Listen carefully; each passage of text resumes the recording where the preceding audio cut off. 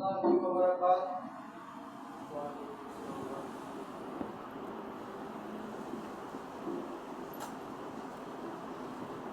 إن الحمد لله نحمده ونستعينه ونستغفره ونعوذ بالله من شرور أنفسنا ومن سيئات أعمالنا من يهده الله فلا مضل له ومن يضلله فلا هادي له. أشهد أن لا إله إلا الله وحده لا شريك له وأشهد أن محمدا عبده ورسوله. اللهم صل على محمد وعلى آل محمد كما صليت على إبراهيم وعلى آل إبراهيم إنك حميد مجيد. اللهم بارك على محمد وعلى آل محمد كما باركت على إبراهيم وعلى آل إبراهيم إنك حميد مجيد. قال الله تبارك وتعالى في القرآن المجيد والفرقان الحميد: يا أيها الذين آمنوا وعملوا الصالحات أولئك هم خير البرية جزاؤهم عند ربهم جنات عدن تجري من تحتها الأنهار خالدين فيها أبدا. قال النبي صلى الله عليه وسلم: اتق الله حيث ما كنت. تمام قسم کی تعریفات اللہ وحدہ لا شریک کے لیے ہے، اور درود و سلام ہو اس ہستی اقدس و مقدس پر جن کا نام نامی اسم گرامی سیدنا محمد رسول اللہ صلی اللہ علیہ وعلی آلہ واصحابہ وبارک وسلم ہے۔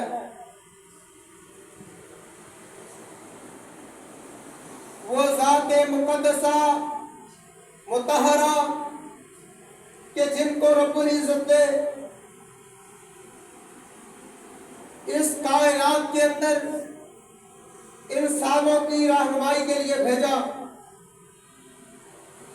رسول خدا صلی اللہ علیہ وسلم اس لیے اس دنیا کے اندر تشریف لے کر آئے تاکہ وہ گمراہیوں میں پھنسے ہوئے، اندھیروں میں جکڑے ہوئے انسانوں کو اندھیروں سے نکال کر جنت کی راہ پر چلائے۔ محمد الرسول اللہ صلی اللہ علیہ وسلم اس کائنات کے اندر اللہ کے آخری پیغمبر ہیں کہ جن کے متعلق کسی نے یوں کہا کہ مدتیں بیت گئی ان جیسا اس کائنات میں جلوہ گر نہ ہوا۔ اور جب آپ کے اور میرے پیر و مرشد جناب محمد الرسول اللہ صلی اللہ علیہ وسلم اس کائنات میں آ گئے تو اعلان کر دیا کہ اب قیامت تک ان جیسا کوئی نہیں آئے گا۔ دوستو، اسلام محض عبادت کا نام نہیں کہ ہم نے 5 وقت کی نماز پڑھ لی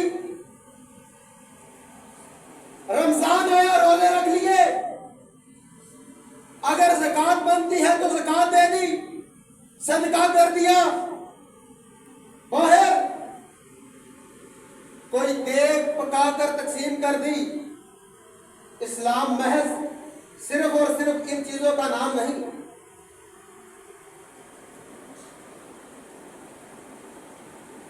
بڑے بڑے گناہ، کبیرہ گناہ موجود ہیں جن کے متعلق بارگاہ ربانی سے ارشاد ہوا کہ انسان کے جتنے بھی گناہ ہیں وہ معاف ہو جائیں گے، لیکن رب العالمین نے شرک معاف نہیں کرنا۔ لیکن اس کے علاوہ اور بھی گناہ ایسے ہیں جو نہ رب العالمین نے معاف کرنے، نہ وہ توبہ سے معاف ہوں گے، نہ وہ صدقہ خیرات سے معاف ہوں گے، نہ نمازیں پڑھنے سے گناہ جھڑیں گے، نہ روزے رکھنے سے، نہ صدقات خیرات کرنے سے، نہ مسجدیں بنانے سے، نہ ٹرسٹ چلانے سے۔ وہ کون سے گناہ ہیں؟ آئیے ان گناہوں کی میں نشاندہی کروں۔ حضور جناب محمد صلی اللہ علیہ وسلم آقا کا نام نامی آئے تو درود پڑھا کرے۔ رسول اللہ صلی اللہ علیہ وسلم ایک دن منبر پر تشریف فرما تھے، پاؤں رکھا، جبریل آیا، اس نے آ کر کہا اے اللہ کے رسول، وہ شخص تباہ و برباد ہو جائے، ہلاک ہو جائے جس کے سامنے آپ کا نام نامی، اسم گرامی جناب محمد صلی اللہ علیہ وسلم آئے اور درود نہ پڑھے۔ تو رسول اللہ صلی اللہ علیہ وسلم نے فرمایا آمین اسی طرح ہو جائے۔ وہ ارشاد فرماتے ہیں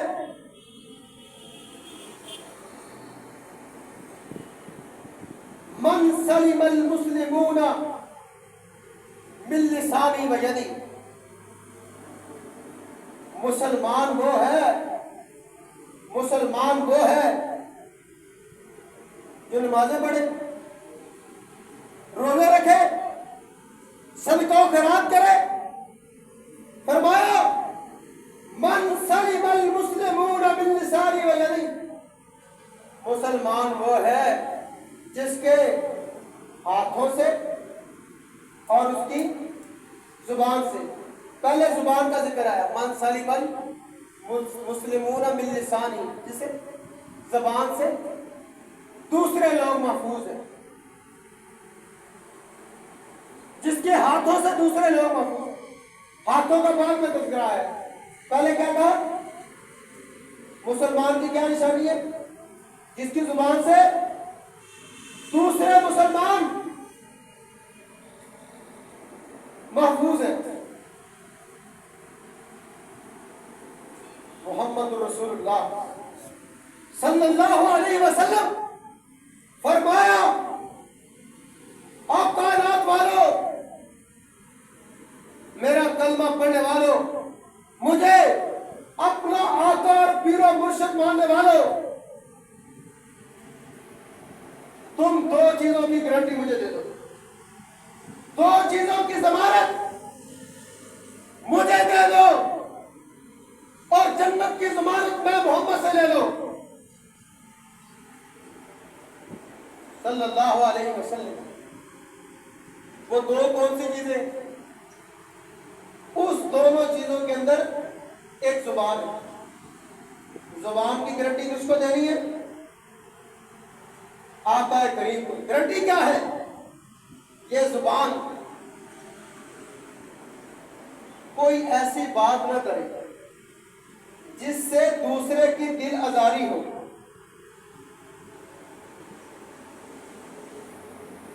جس کے مختصر سا تعریف ہے اس کی۔ میں کہتا ہوں کہ گالی نہ دو، یہ نہیں کہتا، یہ نہیں کہتا کہ غیبت نہ کرو، بس ایسی بات نہ کی جائے جس کے ساتھ دوسرے کو تکلیف نہ پہنچے۔ یہ زبان، اس زبان کی ضمانت مانگ رہے ہیں محمد رسول اللہ صلی اللہ علیہ وسلم۔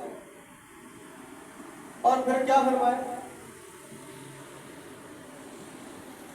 قیامت والے دن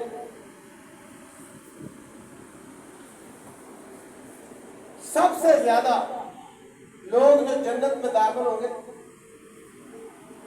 ان کے اخلاق اچھے ہوں گے، ان کے اخلاق اچھے ہوں گے۔ کیا ہم غور کریں، ہم سوچتے ہیں کہ معاشرے میں بہت سارے لوگ ہیں، آپ جائیں، یہ قادیانی جو ہے، قادیانی آپ نے نام سن رکھا ہے، جنہوں نے مرزا غلام احمد قادیانی کذاب کو اپنا نبی بنایا، آقا کریم کے بعد جھوٹی نبوت کا دعویٰ کیا۔ آپ ان سے گفتگو کریں نا، وہ آپ کے ساتھ بڑے خوش اخلاق کے ساتھ، اچھے انداز کے ساتھ پیش آئے، دو نمبری وہ نہیں کرتے، جھوٹ وہ نہیں بولتے۔ اور ہمارے نزدیک وہ کیا ہیں؟ ہم کیا کہتے ہیں ان کو؟ کافر، جہنمی۔ اچھا مجھے یہ بتاؤ، تم سارے کے سارے اپنی دکانیں چلاتے ہو، دکانداری کرتے ہو، سودا بیچتے ہو، ادھر کیسے بیچتے ہو؟ ایک دنیا کا اپنا سامان بیچنے کے لیے کیا انداز اختیار ہے؟ گاہکوں سے اچھے انداز کے ساتھ پیش آتے ہو تاکہ سارے گاہک میری دکان پر آئے، مجھ سے سودا خریدے۔ اس کے لیے تو بڑی میٹھی زبان، اور آ کر ہم دیکھتے ہیں کہ ہماری ایک دوسرے کو اگر ہم نے نصیحت کرنی ہو، کوئی غلطی کر رہا ہے تو ہم کیا کرتے ہیں؟ اس پر برس پڑتے ہیں۔ یہ اسلام، لوگ پتہ کیا ہم سمجھتے ہیں کہ میں تقریر کر رہا ہوں، آپ میری تقریر سن کر چلے جائیں گے، کتنا گھنٹہ میں نے آپ کو تقریر کرنی ہے؟ آدھا گھنٹہ آپ کو تقریر کرنی ہے، وہ زبان کے ساتھ، اور 24 گھنٹے لوگوں نے میری عاداتوں خصائل کو دیکھنا ہے کہ میں کرتا کیسے ہوں، کسی کے ساتھ میرا بولنا کیسا ہے، اٹھنا کیسا ہے، بیٹھنا کیسا ہے، میں لوگوں کے ساتھ ڈیلنگ کیسے کرتا ہوں۔ دوستو، رسول اللہ صلی اللہ علیہ وسلم ایک دن صحابہ اکرام کے درمیان موجود، فرمایا اے صحابہ مجھے بتلائیے کہ مسکین کون ہوتا ہے؟ مسکین۔ تو صحابہ کہنے لگے اللہ و رسول عالم، اللہ اور اس کا رسول ہی بہتر جانتے۔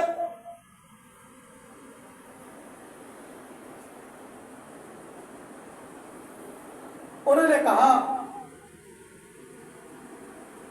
صحابہ نے جواب دیا اے اللہ کے رسول، جس کے پاس کچھ نہ ہو، کھانے پینے کا سامان نہ ہو، کام کرتا ہے، گزران پوری نہیں ہوتی، وہ مسکین ہے؟ فرمایا نہیں۔ فرمایا صحابہ میری امت کا مسکین وہ ہے، سن لو، میری امت کا مسکین وہ ہے کہ جو قیامت کے دن آئے گا اور اس کا ایک پہاڑ ہوگا، ساری زندگی اس نے نمازیں پڑھی ہوگی، نیکیوں کا پہاڑ۔ یہ کس چیز کا پہاڑ ہے؟ یہ ساری زندگی کی نمازیں پڑھتا رہا ہے، پہلی صف کے اندر آ کر پڑھتا رہے، اذانیں دیتا رہے، اور دوسری طرف نیکیوں کا پہاڑ ہے، اس نے روزے رکھے ہیں، حج کیا ہے، زکاتیں دی ہے، مسجدیں بنائی تھی، مسجدیں چلائی تھی، صدقہ دیا تھا، دن بھی صدقہ دیا، رات کو بھی صدقہ دیا، سب کچھ اس کے پاس ہے، نیکیوں کے ڈھیر لگے ہوئے۔ آ گیا ادھر سے ایک میرے جیسا بھاگتا ہوا ہے، کہے گا اللہ جی یہ وہ شخص ہے جس نے مجھے گالی دی، یہ وہ شخص ہے جس نے مجھے آنکھیں نکالی دی۔ اللہ کہے گا اس کی نیکی اس کو دے دو، تھوڑی سی جتنی بنتی ہے اس کو دے دو۔ کیا مطلب؟ بات سمجھ آئی؟ نمازیں پڑھنے سے اگر آپ نے کسی کو گالی دی، کسی کا دل دکھایا ہے، تو وہ نمازیں پڑھنے سے معافی نہیں ہوتی۔ کس کے ساتھ معافی ہوتی؟ جب آپ اس بندے سے خود معافی مانگیں۔ اگر اس نے معاف کرنا ہے تو تب ہی معافی ملنی ہے۔ اس معافی کا اختیار اللہ کے پاس بھی، اللہ نے کس کو اختیار دیا ہے؟ اس بندے کو جس کے ساتھ آپ نے زیادتی کی، جس کا آپ نے حق مارا۔ اگر اس نے معاف کرنا ہے تو تبھی معافی ملنی ہے۔ ادھر سے کوئی آئے گا، اس نے مجھے مارا تھا، اس نے مجھے آنکھیں نکالی تھی، اس نے یہ کیا تھا، اس نے وہ کیا تھا، تو تھوڑی دیر میں اس حاجی صاحب کی، اس نمازی صاحب کی کیا نیکیاں ختم ہو گئی، اور ابھی لینے والے پیچھے موجود ہے۔ تو رب العالمین کہیں گے اس کے گناہ جو بندہ لینے آیا نا، شکایت لے کر آیا ہے، اس کے گناہ اٹھاؤ اور حاجی صاحب کے پلے میں ڈال دو۔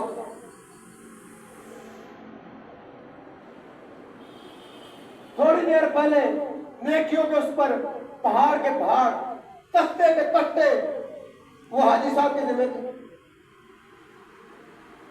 لیکن اب تھوڑی دیر کے بعد کیا ہوا کہ وہ گناہوں سے بھر گیا۔ تو رسول اللہ صلی اللہ علیہ وسلم کیا فرماتے ہیں؟ میری امت کا مسکین وہ ہے جس کے ساتھ قیامت کی دن ہے۔ دوستو، وَاتَّقُوا يَوْمًا تُرْجَعُونَ إِلَى اللَّهِ، وَاتَّقُوا يَوْمًا تُرْجَعُونَ إِلَى اللَّهِ، وَاتَّقُوا يَوْمًا تُرْجَعُونَ إِلَى اللَّهِ۔ اس دن سے ڈر جاؤ جس دن تم اللہ کی طرف لوٹائے جاؤ۔ اپنا محاسبہ کرو۔ دنیا کی زندگی مختصر سی ہے، اگر کوئی زیادہ سے زیادہ بھی جی لے وہ 100 سال سے زیادہ نہیں جی لے، پھر کیا کہے گا؟ یا لیتہا، یا لیتنی کنت ترابا، ہائے کاش میں اس سے پہلے مٹی ہو جاتا۔ آج میں نے لوگوں کے حق کھائے ہیں، لوگوں کو آنکھیں نکالی تھی، اور بعض بندے عجیب سے عجیب، ان کے پاس نا جب طاقت ہوتی ہے ظلم کرتے ہیں، لوگوں کے حق مارتے ہیں، پلاٹوں پر قبضے، زمینوں جائیدادوں پر قبضے، اور پھر دوستوں پھر بعض بندوں کا ذہن ہوتا ہے جب بوڑھے ہو گئے نا توبہ کر لیں، جب بعض شکایت آ جائیں گے نا پھر مسجد میں چلے جائیں گے۔